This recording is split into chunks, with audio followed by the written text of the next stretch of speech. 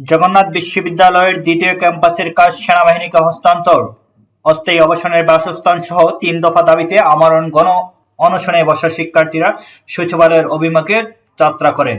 দাবির বিষয়ে সরকার, ইউজিসি, বিশ্ববিদ্যালয়ের প্রশাসন ও সেনা কর্মকর্তাদের নিয়ে আলোচনায় বসার কোনো ঘোষণা না আসায় সচিবালয় অভিমুখে পদযাত্রা করেন শিক্ষার্থীরা।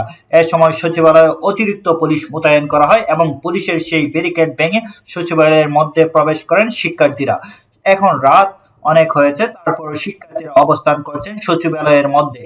দেখা যাচ্ছে পুলিশ এবং অনেক শিক্ষার্থীরা অলরেডি অসুস্থ হয়ে গেছে এবং আহ অনেক শিক্ষার্থীরা অসুস্থ হয়ে গেছেন এবং তারা স্যালাইন নিচ্ছে এবং এইখানে সচিবালয়ের মধ্যেই শুয়ে আছে শিক্ষার্থীরা।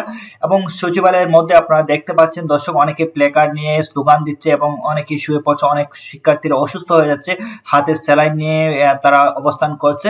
এই অবস্থাতে সচিবালয় থেকে কেউ এসে এখন পর্যন্ত আশ্বস্ত করে নাই, কিংবা সেনাবাহিনী কিংবা আইন শৃঙ্খলা রক্ষাকারী বাহিনী তাদের সাথে কথা বলছে, এদেরকে সরিয়ে দেওয়ার চেষ্টা করছে। কিন্তু শিক্ষার্থীরা দাবি হচ্ছে তাদের যে ৩ দফা আছে, সেই ৩ দফা যতক্ষণ পর্যন্ত বাস্তবায়ন না হবে, যতক্ষণ পর্যন্ত তাদের যে দাবি, সেই দাবি যতক্ষণ পর্যন্ত সরকার মেনে না নেবে, ততক্ষণ পর্যন্ত তারা এখান থেকে উঠবে না। এখন আর কোনো আশ্বাস বা এরকম কোনো কিছু চলবে না। তাদের কথা হচ্ছে আশ্বাস অনেক দেওয়া হয়েছে, এই মুহূর্তে আমরা কোনো আশ্বাস